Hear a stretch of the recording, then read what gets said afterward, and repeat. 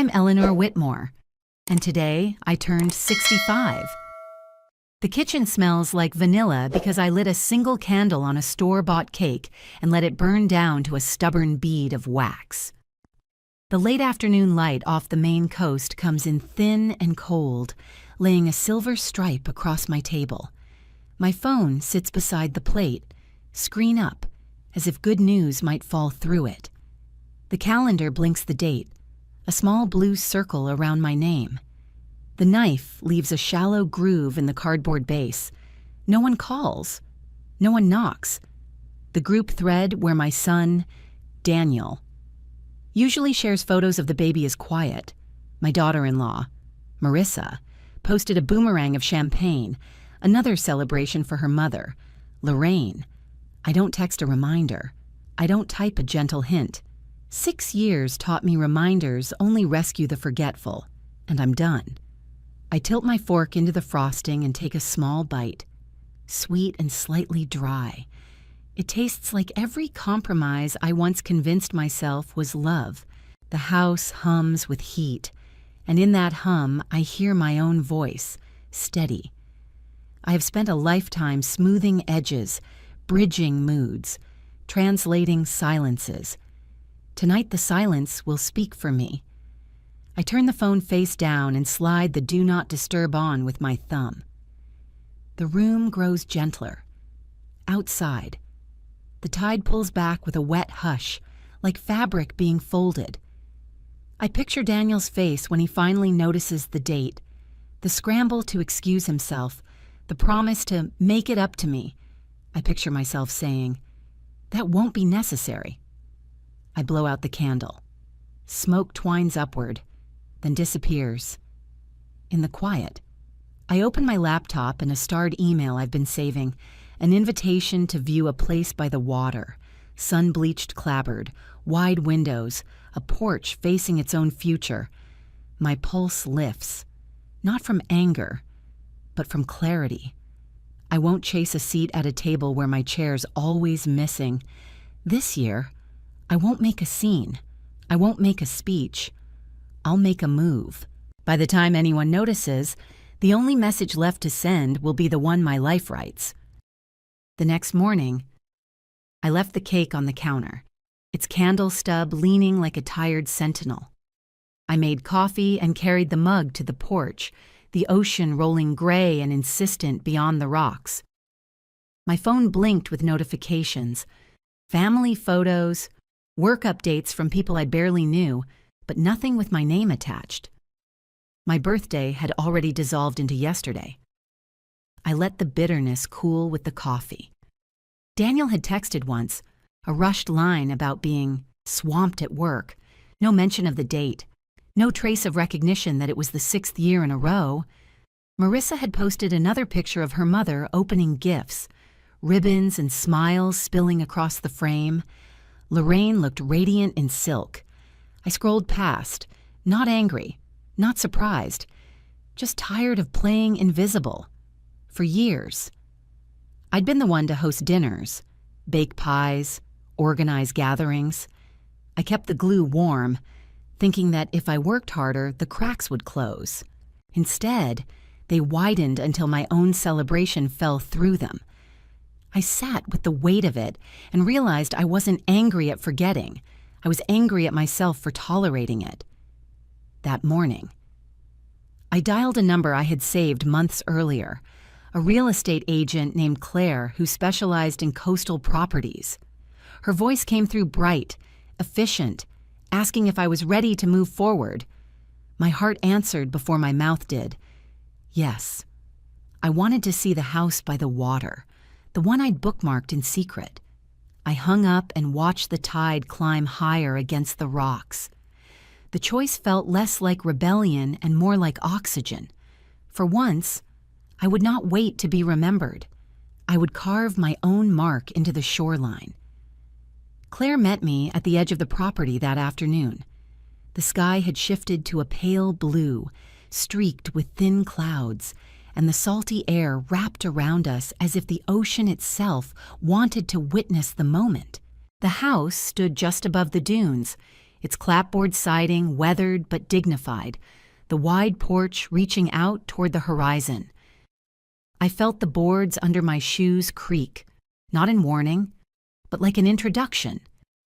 Inside, light poured through broad windows, flooding the rooms with a quiet glow. The kitchen was modest, its counters scarred by use, but I imagined the smell of bread rising there, the kettle whistling while the gulls cried outside. Every corner whispered possibility. Claire spoke of renovations, upgrades, potential market value, but her words faded against the thrum of my heartbeat. I wasn't calculating profit. I was measuring peace.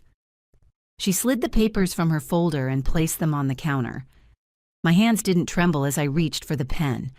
For years, I'd signed checks for school tuition, mortgage payments, holiday gifts that barely earned thanks.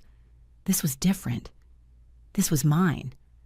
Ink met paper in steady strokes, and when the final page closed, I felt taller somehow, as though the house itself had lifted me. Driving back, I stopped at a small bakery and bought a bottle of champagne. At home, I poured a glass, raised it against the fading sun, and snapped a photo with the caption, "Finally learning to celebrate myself." One post, nothing dramatic, just enough to tell the truth. Within minutes, my phone erupted, missed calls, messages, demands for explanation. I silenced them all, savoring the fizz on my tongue. For the first time in years, the taste of celebration was mine alone. The calls didn't stop. By evening, my phone buzzed so often it rattled against the counter like a nervous insect. Daniel tried first, his name flashing again and again. Marissa followed, then Lorraine, the triumphant mother-in-law who had enjoyed another year of being the center of their universe.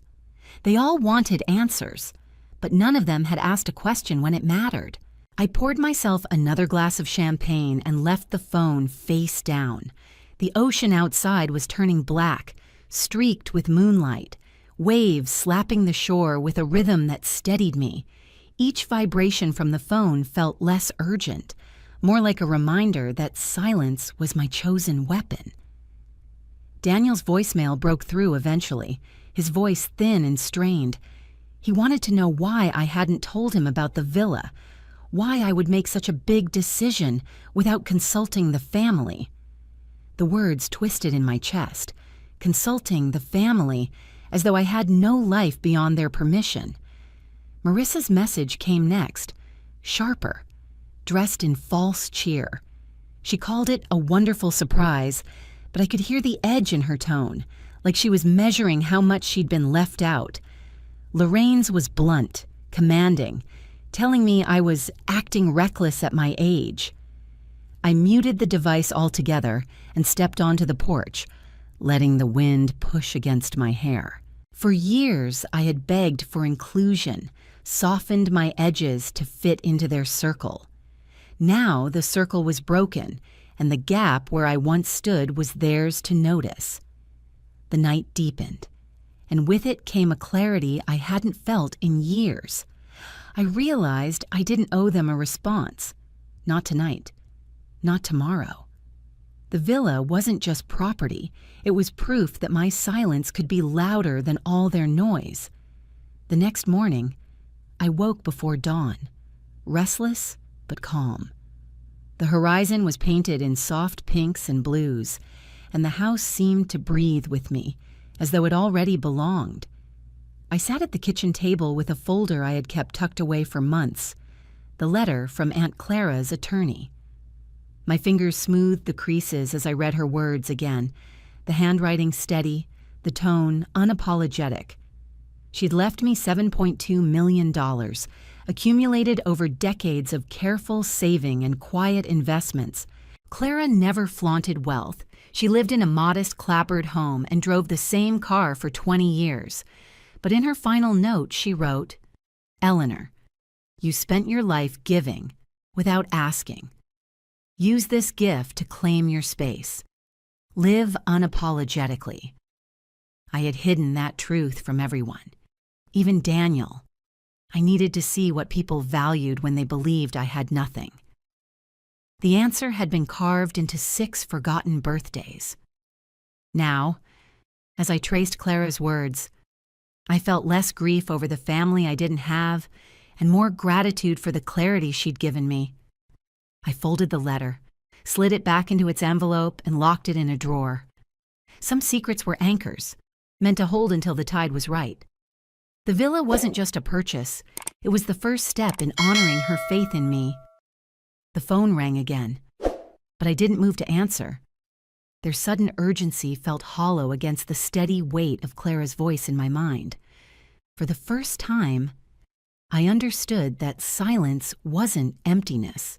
It was strategy, a way to measure who showed up when words weren't handed to them. 2 days later, I returned to the villa with a suitcase and a small bag of groceries. I wanted to breathe in the place as my own, to hear the echo of my footsteps in the hall before it filled with furniture. The porch boards flexed beneath me, welcoming rather than warning. I carried the groceries into the kitchen and set them down on the bare counter, the hum of the refrigerator my only companion. The knock came just as I was rinsing blueberries, sharp, impatient, not the knock of a neighbor. I opened the door and found Daniel, Marissa, and Lorraine standing together. Their faces carried a mixture of forced smiles and tight control, as though they had rehearsed this scene in the car. Daniel started first, arms outstretched, voice too bright. "Mom, we're just worried. Buying a house like this, all alone. Don't you think it's too much?" Marissa chimed in before I could answer. "We just want what's best for you. Maybe selling this place and moving into assisted living would be safer. You'd have company, activities, medical care."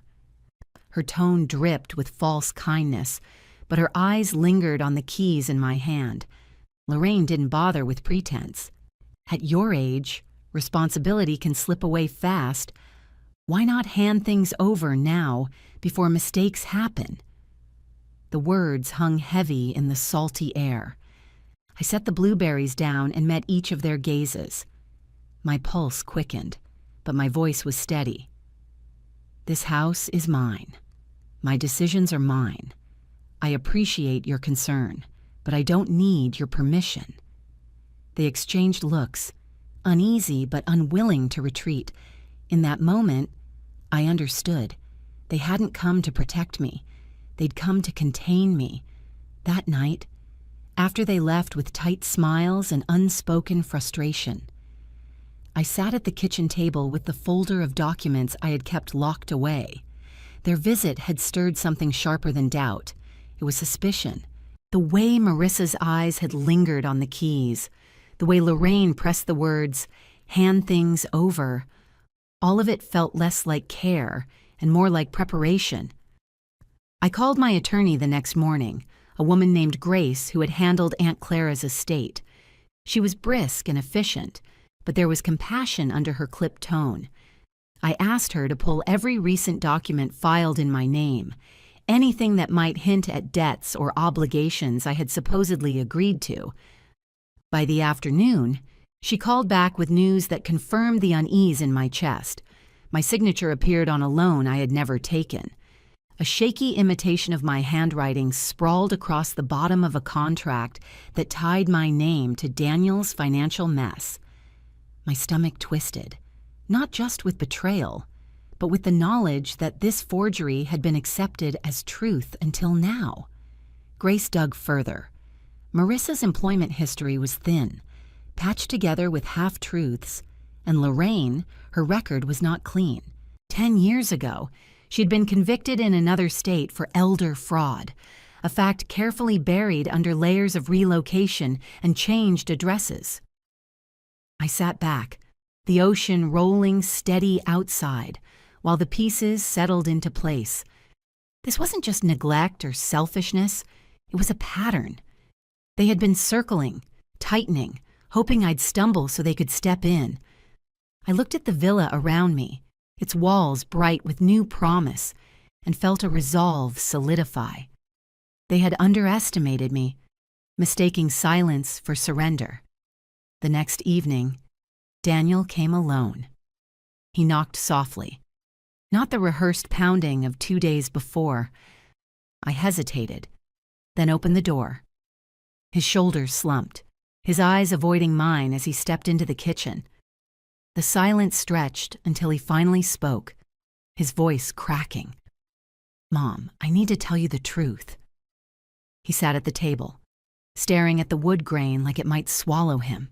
He confessed that the loan was his, that he had signed my name because he was drowning in debt. Marissa and Lorraine had pushed him, convincing him it was harmless, that I had enough to cover it, that no one would notice. His words spilled out in broken bursts, each one carving deeper into the space between us. I listened, my hands folded, my heart torn between fury and pity. The boy I once taught to ride a bike, the man who now wore exhaustion on his face, had chosen betrayal when honesty might have saved him. "I never wanted to hurt you," he whispered. "I just thought it was the only way out." The weight of his admission pressed hard. I felt anger rise, but alongside it came grief. Not only for what he had done, but for the weakness that had led him there. He had let himself be led by people who saw me as prey. I stood and poured him a glass of water. My voice was steady, but my chest ached. "Daniel, I can forgive mistakes, but I will not excuse deceit. If you want to make this right, you'll have to stand against them, not beside them." He nodded, though his eyes shimmered with doubt. For the first time in years, the balance of mother and son had shifted. It was 2 nights later when the phone rang again, long after the tide had settled into its midnight rhythm. I almost ignored it, until the caller ID flashed a name I couldn't mistake, Lorraine. Against my better judgment, I answered. Her voice came sharp and uncoiled, stripped of the false warmth she used in daylight. "Eleanor, let's not waste time. Transfer $3 million to the account I'll send you, or the world will hear a very different story about you and your finances. Do you really want investigators digging into every corner of your life?" My grip on the phone tightened, but my breathing stayed calm. I had prepared for this days earlier. Grace had helped me install recording software approved under Maine's one-party consent law. The line was hot. Every word Lorraine spat, weaving itself into a net she didn't know existed. "You think you're clever," she hissed, "but age makes people sloppy. You'll end up in a home either way. Why not make it easier and pay?" I let her talk, her threats tumbling out like rocks down a cliff. She promised ruin, humiliation, exposure. Each sentence pinned her tighter. When she finally paused, I answered in a voice steady as the sea outside. "Thank you for your honesty, Lorraine. It's all I needed." Her confusion hung in the silence before she cut the line. I set the phone down and exhaled, my hands shaking only after it was over. The recording blinked confirmation, a small red light pulsing proof. For the first time, the fear wasn't mine. It belonged to them. I had evidence, and I had allies waiting. Soon, their circle of control would collapse, and they would finally see the cost of underestimating me. The following afternoon, Grace arrived with 2 plainclothes officers. We sat in the villa's living room, the ocean framed behind them through the tall windows, as they tested the recording equipment one last time. My hands rested on my lap, steady, though my chest carried the weight of anticipation. They assured me the evidence was enough, but they needed Lorraine and Marissa to show their hands in person. Almost on cue, a car pulled into the sandy drive. Daniel trailed behind them, eyes down, while Lorraine strode forward, Marissa at her side. Their confidence was unnerving until the door opened. Lorraine began her performance immediately, voice high and commanding. "Eleanor, it's time to stop this nonsense. You either sign over authority or face the consequences." The officers exchanged a glance and gave a subtle nod. Lorraine didn't see it. Marissa moved closer, sliding a manila folder across my coffee table, her smile tight. "It's just paperwork," she said. "Nothing you need to read too carefully." I didn't touch the folder. Instead, I reached for the phone on the table and pressed play. Lorraine's own voice filled the room, her threats crackling from the small speaker. Daniel's head jerked up, horror flashing across his face. Marissa froze. Lorraine's lips pressed together, her composure shattering. The officers stepped forward, badges flashing, words firm and unyielding. In less than a minute, handcuffs clicked, metal against bone, sharp as punctuation. Lorraine sputtered protests. Marissa swore her innocence, but the evidence drowned them both. Daniel stood rooted, pale and shaken. He whispered, "I didn't know it would go this far." His voice carried regret, not defense. As the door shut behind the officers and their captives, the house grew still. For the first time, silence didn't feel like absence. It felt like justice. After they were gone, I stood at the window and watched the tide roll back in, smoothing the sand as if nothing had ever disturbed it. The villa smelled faintly of salt and old wood, the kind of scent that promised permanence. I poured myself a cup of tea and let the steam rise, my body easing into the quiet. Daniel lingered in the doorway, his face drawn, his hands shoved deep into his pockets. For a moment, I saw the boy who used to run across our yard barefoot, laughing, before time and poor choices dimmed that light. He spoke softly, careful not to disturb the fragile peace. "Mom, I'm filing for divorce. I'll work with the investigators. I want to make this right." His words didn't erase the betrayal, but they marked the beginning of something truer: responsibility. I nodded, not with forgiveness yet, but with acknowledgement. The road between us would be long, but at least he had chosen to walk it. In the days that followed, the villa became more than a house. I filled it with books, fresh flowers, and the rhythm of my own routines. Every morning I walked the shore, the sea foam curling at my feet, a reminder that life erases and renews in equal measure. At night, I sat on the porch with a glass of wine, not waiting for a call that never came, but savoring the quiet I had claimed. There were penalties from Clara's estate, a few government claims that clawed back pieces of the inheritance, but even with less, I felt more. What I had gained couldn't be measured in dollars. It was the right to breathe without asking, to choose without fear. For the first time in decades, I wasn't overlooked. I was free. Sometimes the sharpest revenge isn't shouting or striking back. It's living wide open, without apology, until the silence itself tells the world you are no longer theirs to ignore. Thank you for watching. If you enjoy these family drama and revenge stories, please subscribe and join me for more every day.